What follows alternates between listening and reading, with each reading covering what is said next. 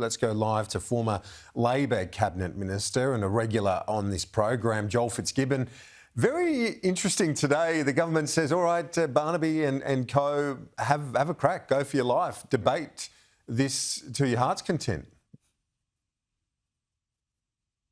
Interesting, Kieran, but hardly surprising, and it's a reminder that our Prime Minister understands both politics and the procedures of the House, former Leader of the House, and as a former Chief Government Whip myself, I know exactly what the government is thinking here. Why wouldn't they afford the opposition time to debate what is a pretty stupid piece of policy? I mean, net zero is part of our settlement now. Basically, in this debate, most Australians accept it. They can have a debate, of course, about whether we are on track to meet net zero and how we might try to get to net zero. But arguing that we should just jettison net zero is pretty dumb policy. And of course, the government's going to take every opportunity to capitalise on it.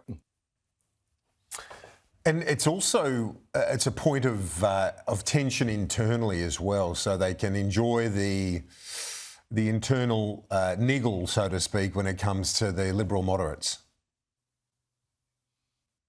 Yeah, that's right. It's driving a wedge between the moderates in the party and those further to the right. I'm sure the Prime Minister would be happy to have this debate run all day. You remember that parliamentary sitting days are an opportunity for the opposition to go after the government. So in a sense, theoretically, the government would be happy never to sit in terms of tactics.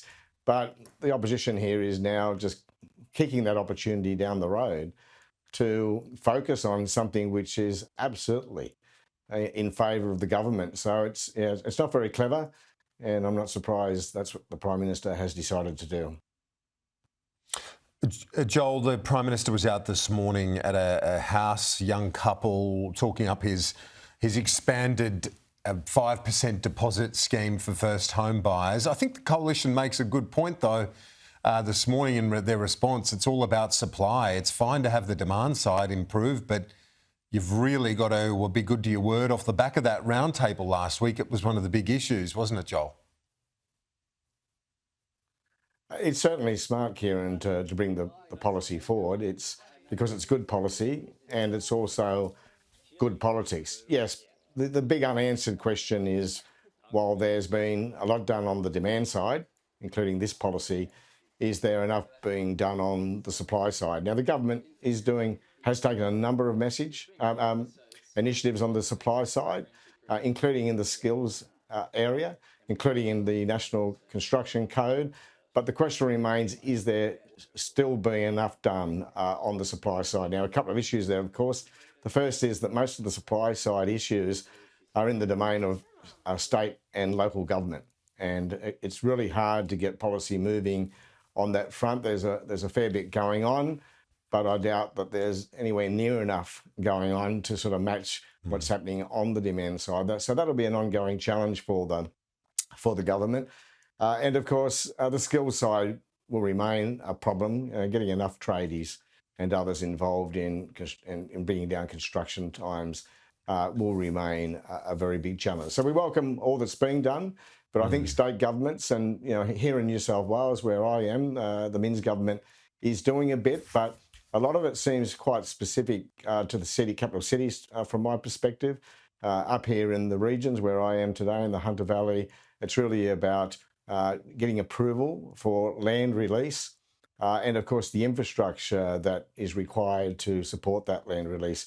What stacks up as a subdivision only stacks up if the numbers are right, and if the infrastructure costs are weighing too heavily against the likely value of the land, then the project just doesn't jump the investment hurdle.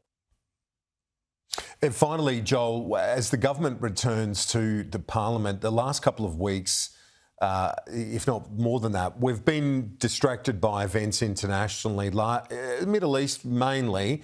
The government wants to move the attention back to what it's doing in terms of delivery of election promises and focusing on the hip pocket, trying to ease cost of living. They don't want a sense that they're getting away from their focus on that issue I know people, I think, recognise you've got to deal with foreign policy and that sort of stuff, but they don't want to be seen to be consumed by that, Joel.